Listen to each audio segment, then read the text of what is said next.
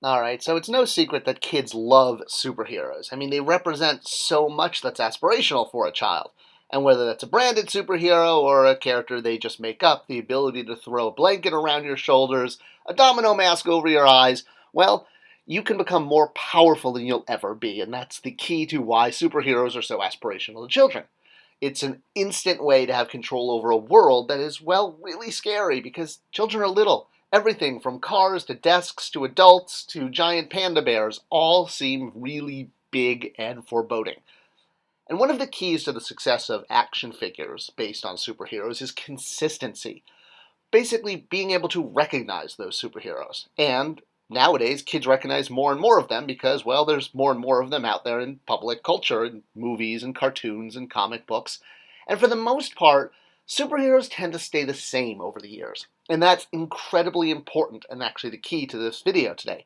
Now, of course, there's going to be some exceptions to the rule where there are superheroes that kind of break this mold, but by and by, even for the Man of Steel, he's pretty much been in a blue outfit with a red cape. I mean, sometimes his underwear's on the outside, sometimes his underwear's on the inside, sometimes he's got a yellow belt, sometimes he doesn't. But 80% of his outfit tends to remain the same.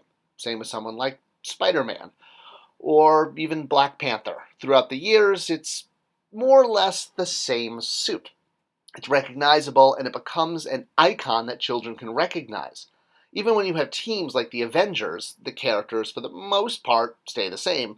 Thor, Captain America, Iron Man, they've been members of the Avengers, but whether it's the 60s, the 80s, the 90s, or today, you can recognize who's in the lineup because their costumes and their look is so iconic. Now, this doesn't just happen with teams that have different characters. It can have teams where everyone wears the same outfit, too, like the Fantastic Four. And again, while there have been different versions of the Fantastic Four outfit over the years, for the most part, it has remained blue and white to some degree. And all of this helps make these characters toyetic, meaning they have properties inherent in them that help transform them into toys. So for a child, whether the Fantastic Four is in their outfit with blue highlights, black highlights, white highlights, their classic outfit, they can recognize what they're looking at because Thing plus Guy on Fire plus two people in blue equals Fantastic Four. Now, there is an exception to every rule. Obviously, there are some superheroes that can go high and above this where they have to have a consistent look. And, well, the most popular and sort of go-to version of this, of course, is the Batman. And this is because he's different from other superheroes. I've done a video on this, but not every character can pull off what Batman does and have green outfits and white outfits and red outfits. It's because, well, Batman is a tech-based superhero, so it makes sense that he would have different outfits. Iron Man also one of those characters that can pull this off. Cable, not so much. While he is a bit of a tech guy, he's not a character that's known for having Arctic outfits and, green sewer outfits and that type of thing. Wolverine, not so much too. But Batman, well, it is. It's because he's Batman. It's baked into his DNA of who the character is that different outfits and different colors work well and sell a lot of toys. But he is the exception to the rule. Most superheroes can't do this. And this is because of a concept called cognitive schemas. It's one of my favorite psychological concepts. It's basically, think of it as when you close your eyes and you think of something. The way that you would think of it without any prompting. So if someone said, well, I guess in this case, yarn ball, or better example, a bird, right? So the schema for a bird are things like feathers, beak, wings, talons, and together those become the actual object. But it's the schema of the object, the different things that make it what it is, that help you picture it. So this all brings us to the X-Men, and why there's a difficulty in making them more toyetic because of a lack of cognitive schema. Now, a lot of us know the X-Men from the '92 series. It was hugely popular, and it brought the X-Men to really mainstream awareness and out of the comic book shops. But that's not the way the X-Men always looked. In fact, the X-Men didn't even always look like this. The X-Men have had more different looks over the years than probably any other superhero team. So taking characters like this and putting them in front of kids, or taking characters like this, in an ideal world, a child will be able to go, oh, yes, X-Men. And even when they have live action versions or are completely reimagined, there are some visual clues that kind of help tell which character's which. I mean, Cyclops is the guy with the visor and Wolverine's the guy with the claws, but outside of that, there aren't too many design cues that can help tell you who you're looking at, other than the X's, I guess, on their outfits. Some of the characters haven't changed that much over the years. Like I said, that's great, and that's what helps anchor a team of different outfitted characters when there's not a uniform like the Fantastic Four. But with the X-Men, not everyone is as lucky as this.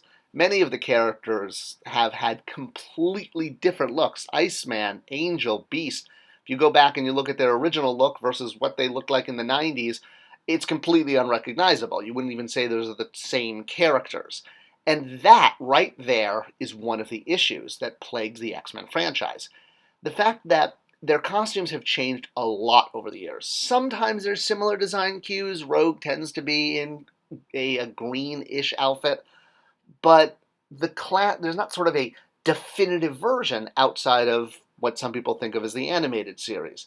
Their outfits change a lot, like a lot. And this makes it hard for kids to know what they're looking at when they're in the toy aisle and being able to recognize these characters. Other superheroes, Hulk, Spider-Man, Superman, Batman, they have definitive color schemes, and everyone knows a giant green guy is the Hulk. Well, one of the ways this might be able to see a solve is the way the X-Men are being brought into the live Marvel Cinematic Universe. We all saw in the last Doctor Strange movie that Professor X pulled in not only in his yellow hover car, but he also had the theme song from the X-Men animated series behind him. And this could actually be a huge way to solve this issue.